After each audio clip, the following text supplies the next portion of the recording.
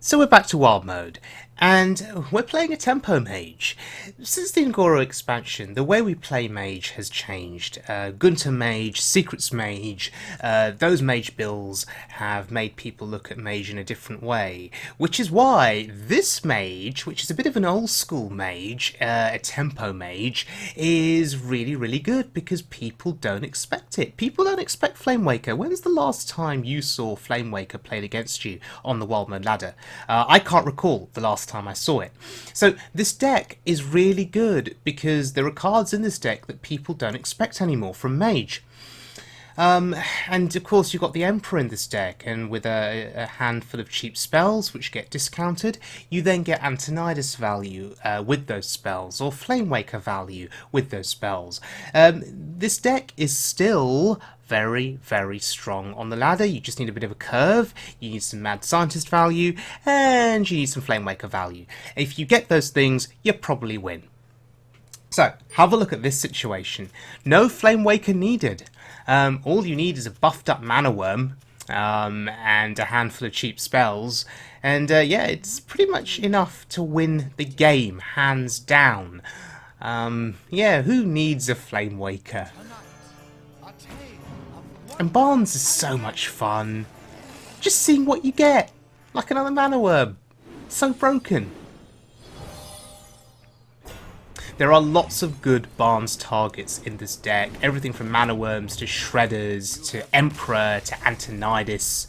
Even a Sorcerer's Apprentice that cheapens spells in your hand is a very good Barnes target. So, no Flamewakers needed in that game. Alright, going up against a warrior here on wild mode, and well, we have a Mana Wyrm and a Scientist. That's a 1 into a 2. That's pretty good. The assumption with a warrior, I think, always has to be that he's going to have, or she will have, a fiery war axe. That's got to be the assumption you work with. But if they don't have it, you can run away with the game, buffing up that Mana Wyrm, playing those spells, and it's Pirate Warrior. Now this is an interesting game. Essentially it boils down to who can be more aggressive. My deck or their deck? And as good as aggression is, there would have been no point on that turn pushing aggression. Trading was the thing to do. What we'll be looking to do is to control the board, as you should do, and then push aggression with spells in the mid to late game. We have ways of burning him down. But he sees the value now in trading too, using his face. That was his whole turn. Hey, I can live with that. Now we'll play the Scientist, and we'll get those secrets drawn out of our deck and into play. That thins our deck out a little bit, which is useful.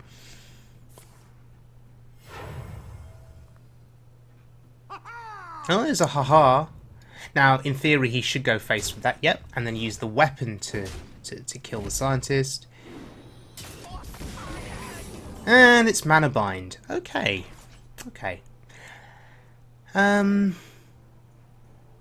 Thalnos here lets us kill the Frothing. That's fine. He now has the choice of using his weapon or the haha to kill Thalnos. He'll use the weapon, presumably. And it feels good because it's a 2-attack weapon killing a 1 health minion. Right, so who can be more aggressive in this game? The Pirate Warrior here, building a board here, building a pirate board. We have to kill the South Sea Captain. So I'd give the advantage to him early on here in terms of pushing aggression. I mean, after all, my health total is lower than his. But we've done a good job of controlling the board, using our spells defensively, which can be a problem because we are going to need to kill him quite quickly at some point in the game. So we're waiting for that Firelands portal, and he's armouring up. That's a slow turn for him. He didn't get any weapon value, buff value, and he had to armour up. And now we're going to get a discount. It is not the best discount in the world, but it's a discount. and I'll take it. That's a problem. That's not a problem as it can't charge. That's interesting. He's going to face tank it, sure. Okay, once again, Pirate Warrior is building a board.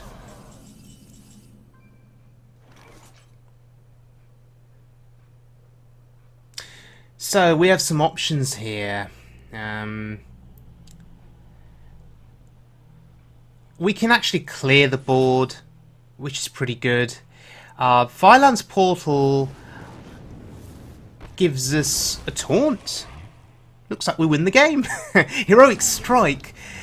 Beautiful there, played for 0. And we're not going to use the missiles. I was pondering using the missiles to clear the board, but we're not. We're going to save the missiles, because we have a Flamewaker or 2 in this deck. We also have Antonidas. Yeah, wow. Fireland's Portal there gave us a taunt, pretty much guaranteeing the win. Wow. So who'd have thought this deck is really good against Pirate Warrior?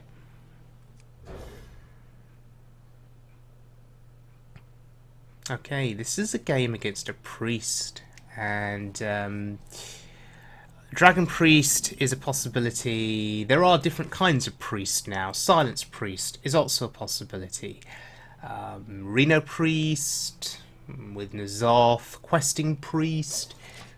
Yeah, Priest is viable, and they can even bless you now as well.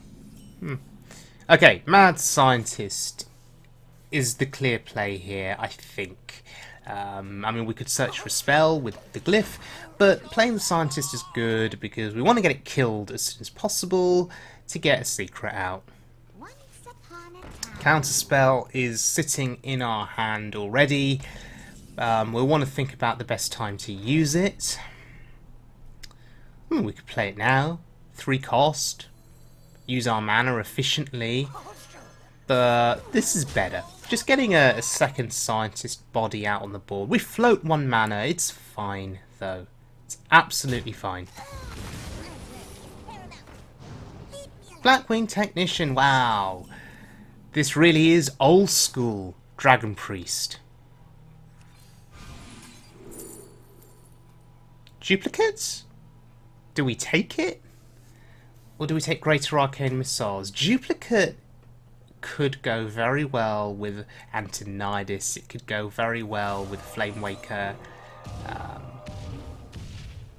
Oh, that was lucky. Yes, that is brilliant.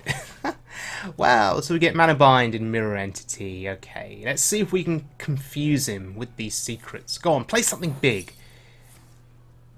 Okay, coin something big. That's big. I'll take that. And that's the wonderful thing about playing these secrets. You do confuse your opponent. You create a bit of tension, a bit of nervousness, and that can lead to them misplaying sometimes too. Anyway, Counterspell here will probably protect our Draconoid operative. Notice that Antonidas is in hand, and very soon we'll be able to play Duplicate with Tony, which should be pretty good. Okay, we can still kill his operative. We just need to be able to ping. There's the Mana Wyrm, so we can play that with the ping. That's pretty strong. So now it doesn't look like we've got much left on the board, right? Just got this lone Mana Wyrm. But we've got a lot of spells in hand, so we can buff the Mana Wyrm up. But yes, this is Dragon Priest, and he has ways of killing your minions. Okay, sure, with dragons of all things. Well, it's time. The only thing we're afraid of now is Entomb, but we have a counterspell up. So let's see what he's got. He may have Shadow Word Death, so he may suspect counterspell. He may cast another spell like that. Yeah, smart play. Oh, he stole a glyph. Huh. Okay, so I'm going to make the assumption he wanted to get... He was happy to get rid of Valen's Chosen there, and that he wanted the glyph value. Shadow Visions. Wow, okay.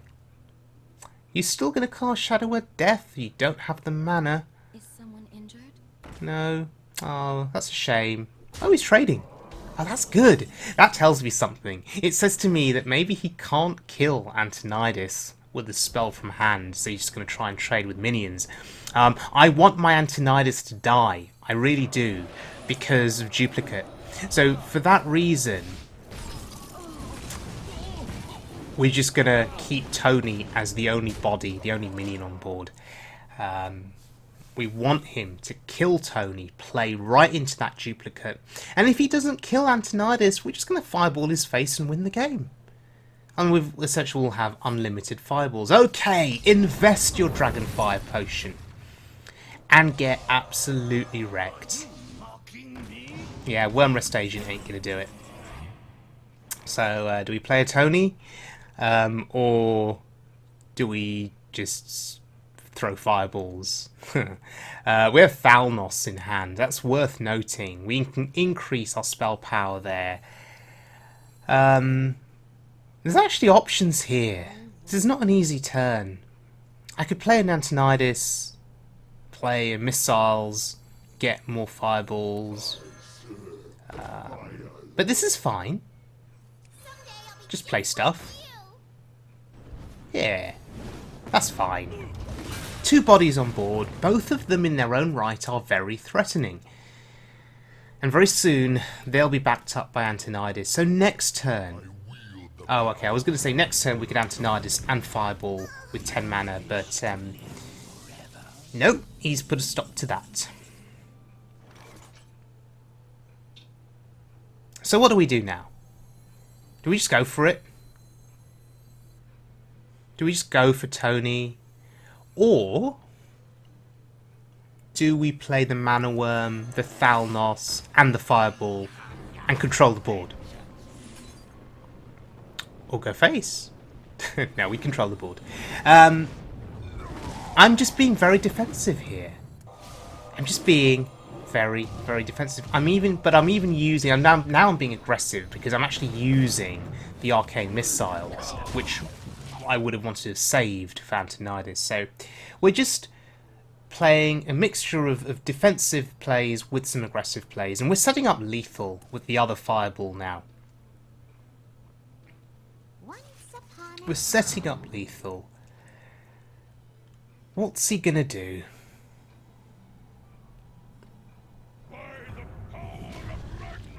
Okay. I believe that's it. Yeah, and he knows. He knows. Interesting game. Interesting game. Outvaluing a Dragon Priest. So, Tempo Mage on the Wild Mode ladder. It still has value. You saw Flamewaker value in that game. You saw Antonidas value. The thing that I think I need practice with is Barnes value.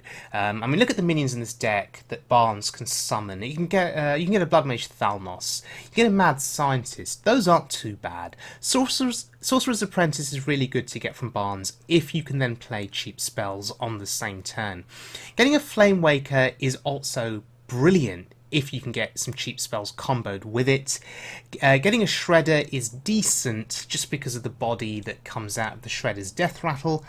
If you get the Emperor, it's like hitting the jackpot because you can discount your entire hand, but there need to be cards in it.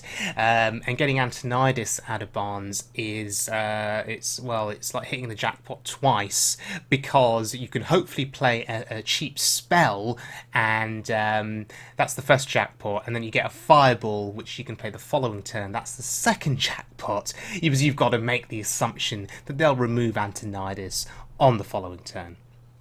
Okay, so Wild and Goro Tempo Mage.